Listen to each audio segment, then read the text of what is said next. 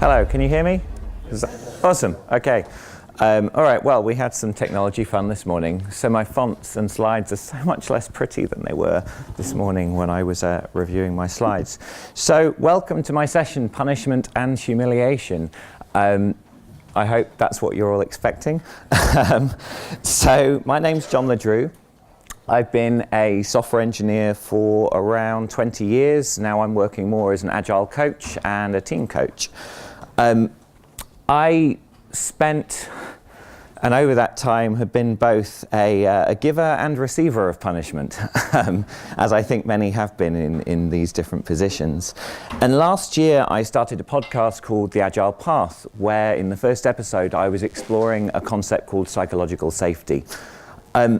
Psychological safety was defined, well, not quite defined in 1999, but defined in the context of teams and people collaborating by a lady called Amy Edmondson.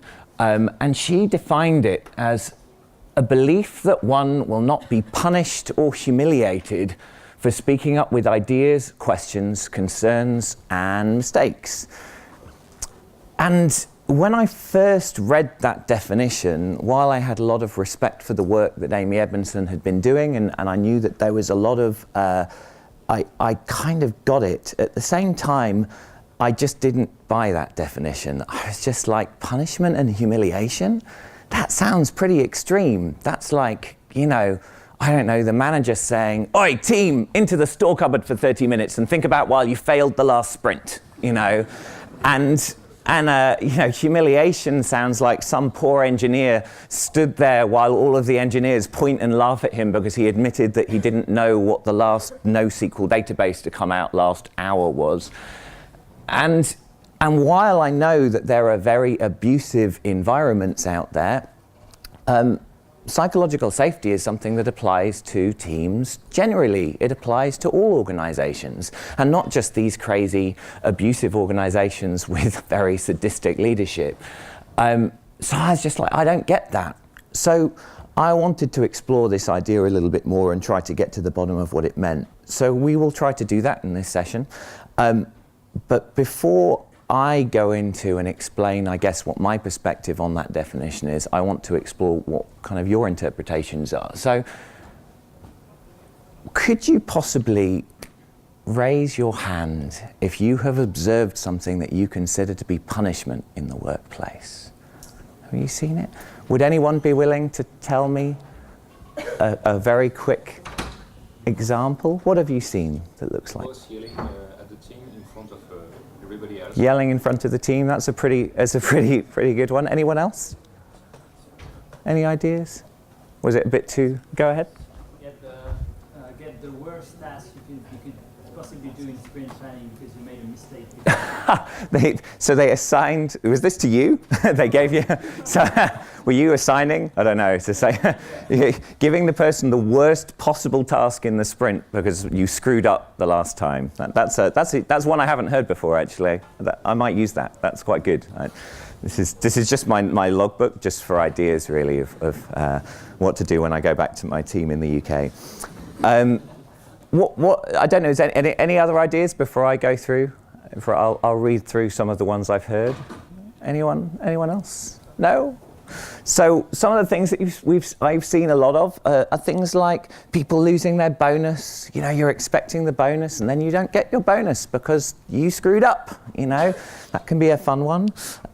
Being transferred to another project is quite a common one. You might see it's often done to avoid the awkward conversation. It's like, you know what, we don't really want to talk to Mike about how much of an arsehole he's being, so we'll just move him to the other team because it's easier to do that, and then we don't need to talk to him anymore, and his new team leader can talk to him about that problem. And then you might not get the promotion you've been waiting for. It might be that you were expecting that, and then maybe you worked really, really hard on the project to try and get the thing over the line, and then you missed the deadline anyway. And because you were the last one holding the keyboard, it was all your fault, so that promotion's out the window. And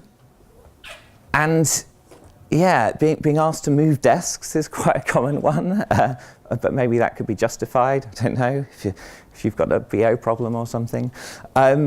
And then you also have things like what I call that they're not, I mean, we hear about microaggressions in the diversity space quite a bit, but there are also these things that you get quite a lot in meetings. It's like, you know, are you still going on with that task? Is it still going on? Comments like, hey, you know, maybe we should get a bed in for John. You know, he's in so late every night. You know, that might help, you know. Or are you finished already? Sorry, I didn't want to... those sorts of things happen quite... these little comments can happen quite a lot. So, why do you think we punish people? Any ideas? Any comments? Why do you think we punish people? Has anyone, all right, raise your hand if you have ever been in a position where you've had to punish someone. Will you admit to that? Could anyone tell me why that particular situation? You can anonymize it. If the person's in the room, you don't need to point at them. Why do you think we punish people? It's a way to make them react. Change. Yeah. So that's a common one. You know, there's you know, they realised that earthworms. So you put earthworms in, and they realised that they could actually teach earthworms not to go over a line that electrocuted them. You know, that works pretty well. Human beings react the same way. Actually, I haven't tried this myself, but I'm pretty certain that if you were all electrocuted when you went through this door instead of this one, that you would probably choose the one you weren't electrocuted by. What do you think, what about the term justice? Getting your own back. If you're a manager and you've just been screamed at by your manager because that team didn't deliver and you're pretty certain that it was Bob's fault, might feel pretty good to get your own back. Possibly. Maybe. So, what happens when we punish? Who's been punished? I can't believe all of you, most of you, have got away somehow with your careers, unless you're all like, haven't quite started working in a professional environment yet. You've all been to school, right? I don't know what school's like in France, but it sounds so much nicer than England by this point. What does it feel like to be punished? How do you feel when you're punished? Shame, that's a good one. Yeah. Pardon? Lower. Yeah, absolutely. You feel reduced. What about, so someone said before, we punish because we want to change people, okay? Who felt like changing their behavior when they were punished? Yeah, no, it feels a little more like, fuck you, I'm not going to change. That's pretty much the reaction, isn't it? It's not really a deep feeling, oh yeah, absolutely, thank you so much for that verbal beating you just gave me. I know the wrong of my ways, and I will now go forth a better person. No, that's not quite how it works. Does it feel, do you think it feels better to dole out punishment if you've been wronged? Does it feel better to get your own back? This room is full of people with a really keen sense of social justice. You know, there's normally at least one person going, yeah, absolutely. This is great. It must be because this conference has heart. Yeah.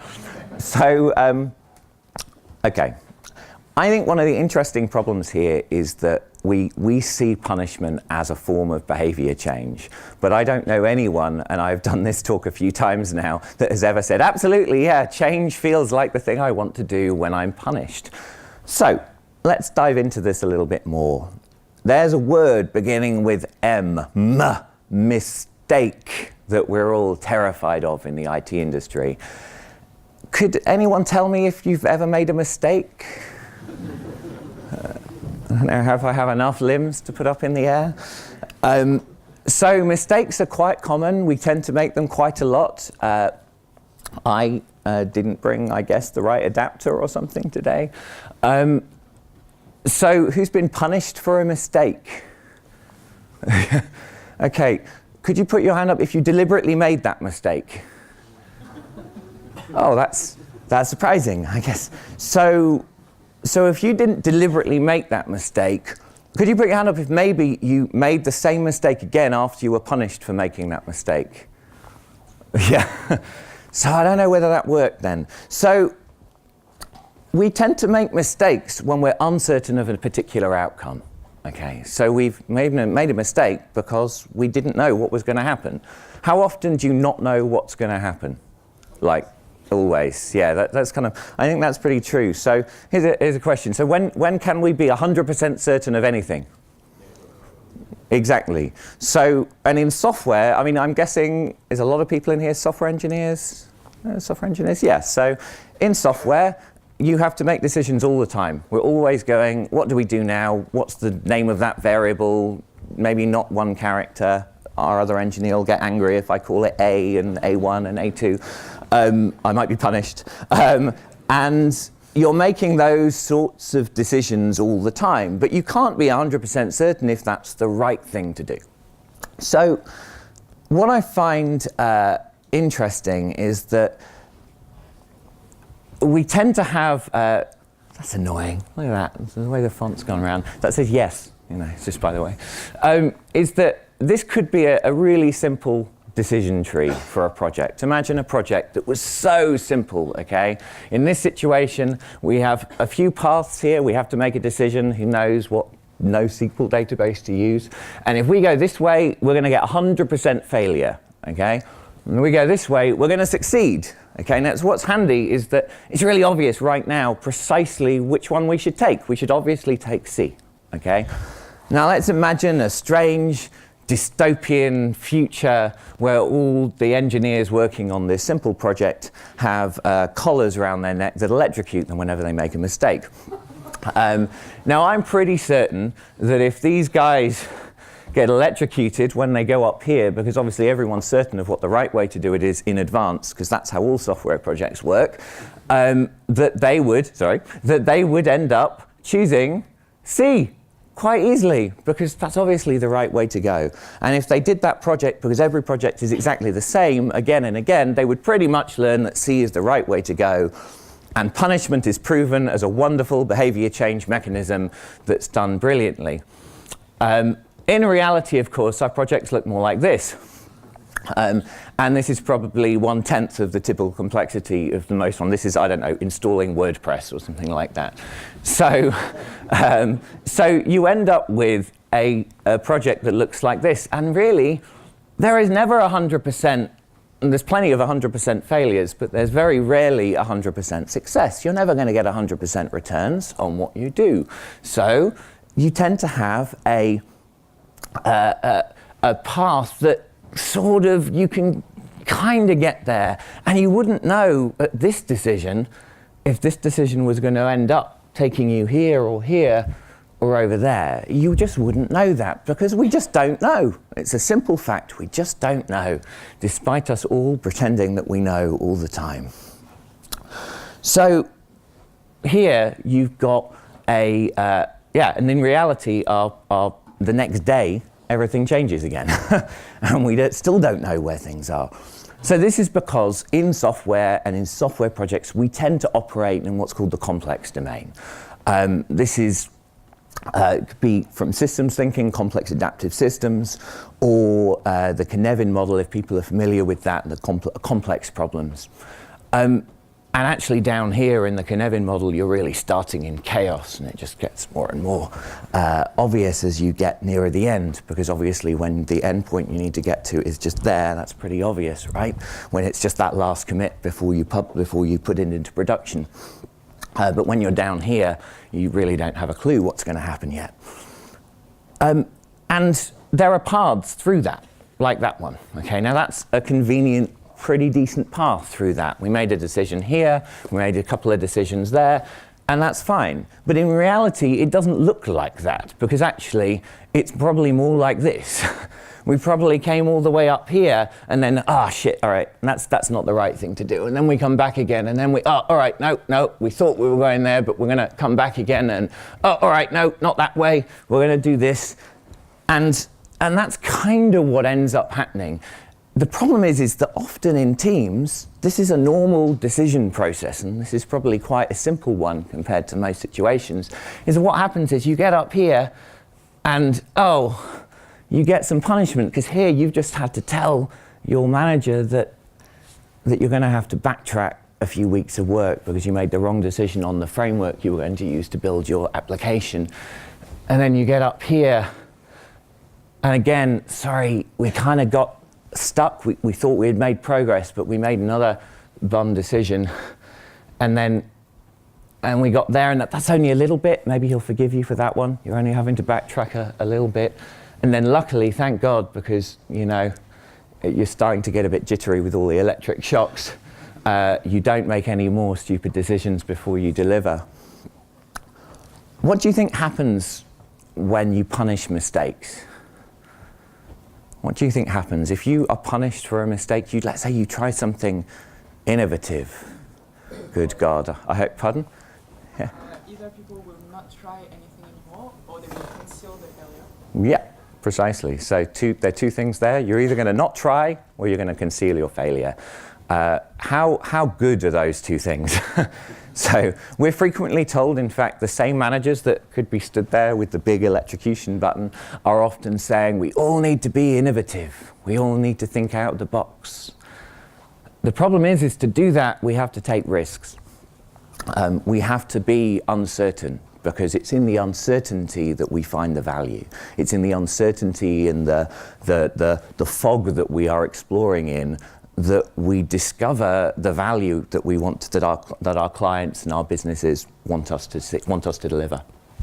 So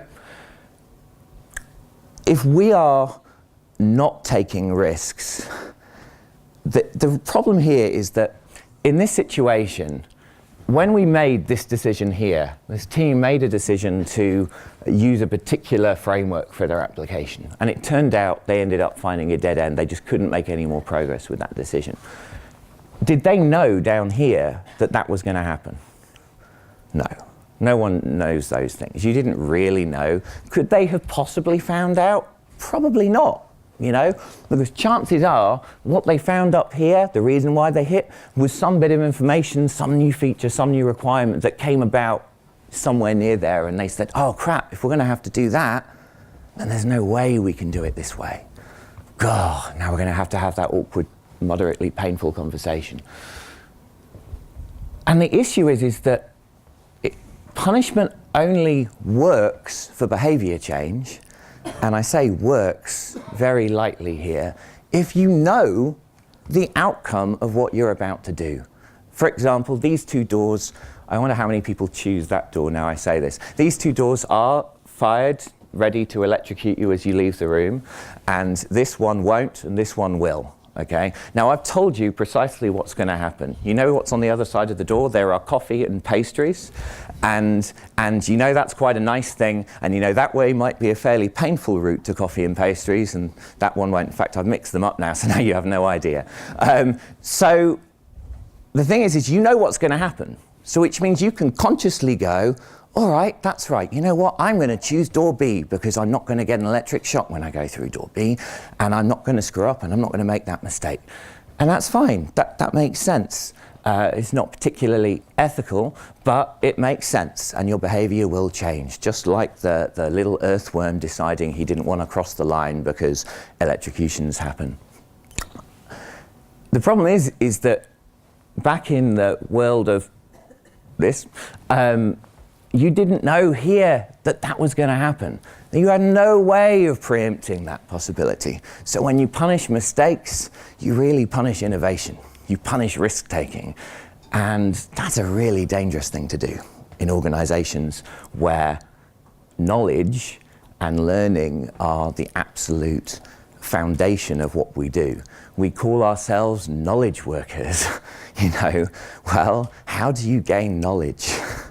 You learn to gain knowledge. You have to learn.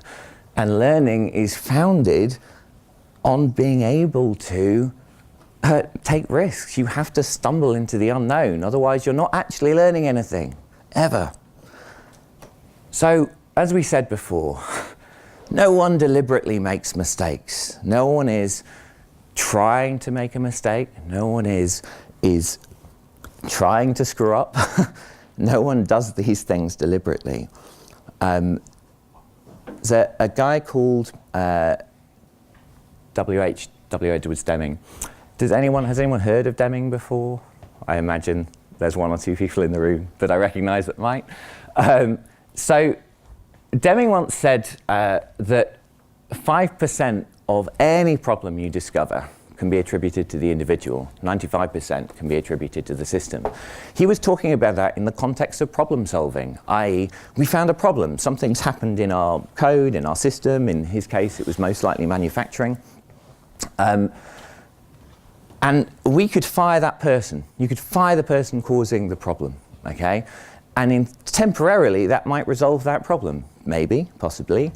But there is a 95% chance that problem is going to reappear in the exact same person that you bring back in to replace that person. Because the problem is most likely systemic. If you have an issue, if you fire an engineer because they write too many defects into your code, you know, because that's something everyone was trying, you might then discover that maybe you've got a tech debt problem in your code base. Possibly you've got some issues with technical debt, you've got issues with a lack of automated testing, you've got issues with insert the technical malpractice here that you probably have issues with. And all of that stuff is not going with that engineer unless, I don't know, he does you a favor and steals the code base as he walks out the door after you fire him. And that is not, you're not solving the problem. So one of the things that I have been exploring is this problem of blame. So I don't know if you are familiar with an idea called the retrospective prime directive. Who works in some sort of agile something? I imagine most people are doing some agile-y something. So who does retrospectives? Okay, retrospectives are a great way to blame team members for all the shit they've put into the code base, right? So in the retrospective, there is a thing known as that was introduced long before Agile really had a name. Well, actually not that much long before, but Norm was using it before then, called the Retrospective Prime Directive. Annoyingly, I have a note in my slides saying, add slide for Retrospective Prime Directive, but I'll try and, I think I can remember most of it. So the Retrospective Prime Directive is something that says whatever we discover here today in this retrospective, in general, in the context of the project, I understand and truly believe, or we understand and truly believe, that everyone did the best they could given the circumstances, the situation, the resources available, their situation, and I'm absolutely paraphrasing here. And the reality is that the most important 2 words of that statement are truly believe. Because in reality, everyone comes in and you come to the retrospective and everyone's saying, John committed loads of shitty code last sprint and he broke the build every day and it slowed us down. And that's probably true. I probably did all of those things. But in reality, there could be a whole bunch of reasons why that could be going on. That could be personal, that could be professional. It could be a situation I have with a team member. It could be a situation I have with my life at home. It could be something that I'm dealing with. There's a company called, sorry, I'm just going to check my slides. There's a company called Menlo Innovations. Who's heard of the company Menlo Innovations by any chance? So they're a company based out in just outside of Detroit in a city called Ann Arbor. And their CEO, Rich Sheridan, wrote a book called Joy Inc. that I very much recommend to everyone. Now, one of the things he told me was a story about how they deal with negative behavior, okay, when they're dealing with that could be anything. That could be anything from crappy code to crappy attitudes. And he just says, so our sort of formal, informal process is that whoever you are, if you're witnessing some bad behavior in some way, is you take the person to one side and you say, are you okay? And that's the starting point for that conversation. Is everything okay? Are you all right? Because the assumption there is that this person wants to do the best they can do. Who always wants to do the best they can do? I mean, I think it's given. People want to do the best job they can do because no one turns up to work thinking, today I'm going to do a crappy job. you know, woo, feeling good about that. I mean, maybe if you've just spent the last 10 years being punished by your manager, then maybe you might feel like that. But a lot of the time, people tend to turn up going, I want to do a good job today. And that's nothing to do with the organization. It's just personal pride, isn't it? It's just wanting to feel good about what we've done. And the nice assumption of saying, are you okay, is that you assume that that person wanted to do the best they could do. Their intentions were good. They wanted to do the best they can do. They didn't mean to get a bit sweary in the retro. They didn't mean to commit that code. They didn't mean to make that mistake, God forbid.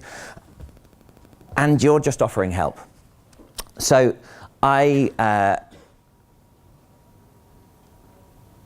once had, here's a story. That's what I was going to end on. Changed my slides around last night. So once I was I was coaching a coach a few years ago. And he was a full-time staff member and I was helping him, and then I left. About 6 months after I left, he called me up and he said, look, I know you're not working with us anymore. I know you're not working with me anymore, but look, I've just had a really stressful couple of weeks, and you just someone I knew that I could get some advice from. I said, all right, what's up? And he said, well, look, we were working with this team. I've now moved over to the other office in the same company, another office. I'm working with a new team now, and there's this guy on the team, and every time I try to do anything with this team, he pushes and pushes. He was storming out of meetings. He suggested that they pair programmed, and the guy just said, fuck that, I don't want to pair program, I just want to put my headphones. Literally, he was very volatile, is probably the nicest way of describing him. What do you think we should do with him? What would you do with him? Any ideas? Okay, yeah, fire him maybe.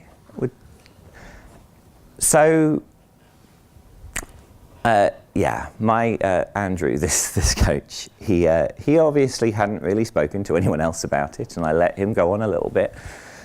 And I just said, okay, so have you spoken to Mike? What's Mike said? Have you raised it with him? And he kind of paused and just went, yeah. All right, I haven't spoken to him. And I was like, okay, why have you just not had a chance? And he said, oh, come on. I don't want to, it's terrifying enough being in public with him. If I get him in a room on my own, he'll probably punch me. And I said, all right, let's assume that physical violence isn't a likely outcome in this situation.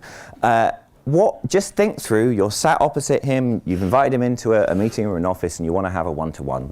What's going to happen in that conversation? And he just said, oh, I just see it as, it's like I'm just going to have to say, you've got a shitty attitude, fix yourself. And that's all he could get through. And I just said, you know what, Andrew, I have a feeling that that isn't a conversation you need to have with him. And he said, look, he said, I know, but I'm too stressed and it's just getting to me and I don't know what to do. What should I say? I said, all right, look, try this. Just try inviting him in, thank him for his time, and say, I can see that you've really been struggling over the last few weeks.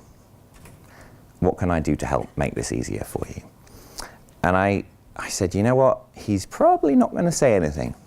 I doubt he will say anything. He's not going to go, he might do. He might burst into tears, give you a hug, and then immediately. I don't see that happening from what I've heard about him, but it's not completely impossible. And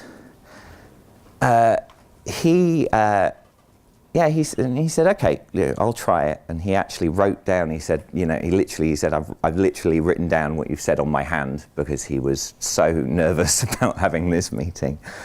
And I called him a few weeks later and just said, has anything improved? Did you have a chance to speak to him? And he said, yeah, actually, he said, I spoke to him.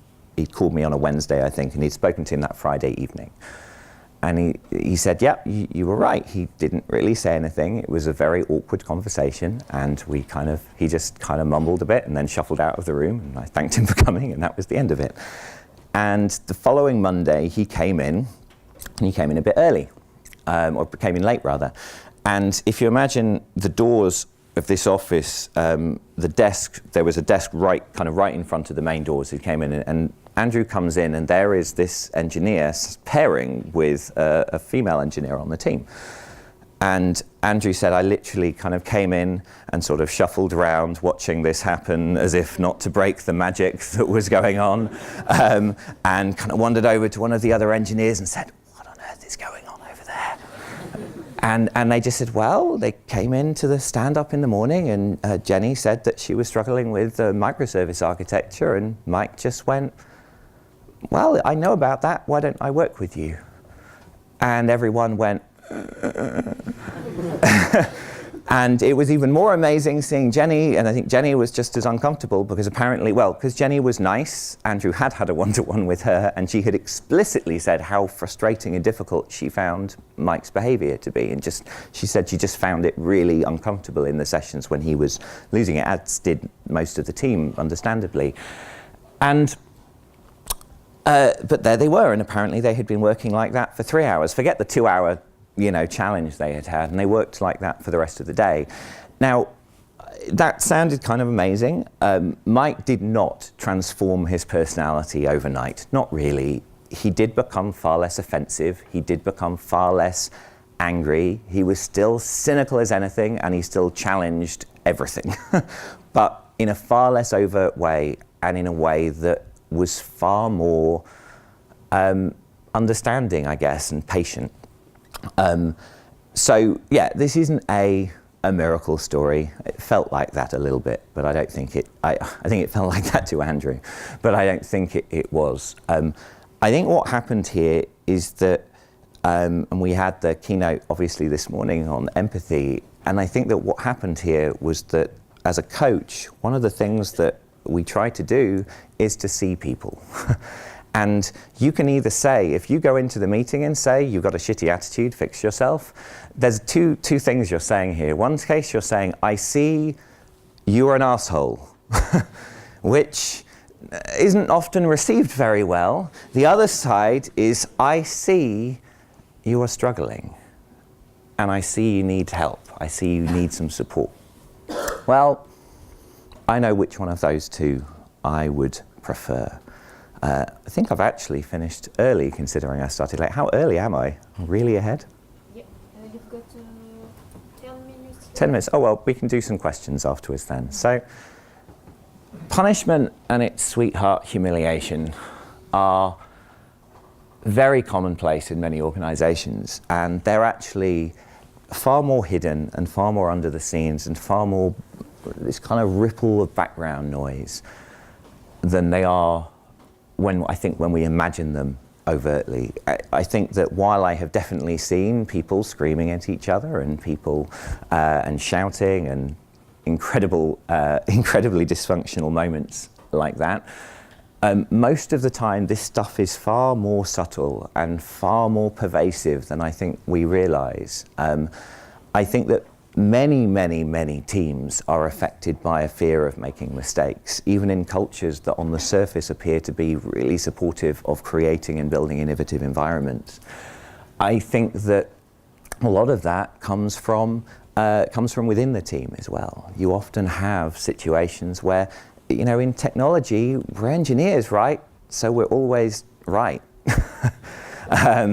And engineers are right a lot of the time, and they think they're right, and you think you're right.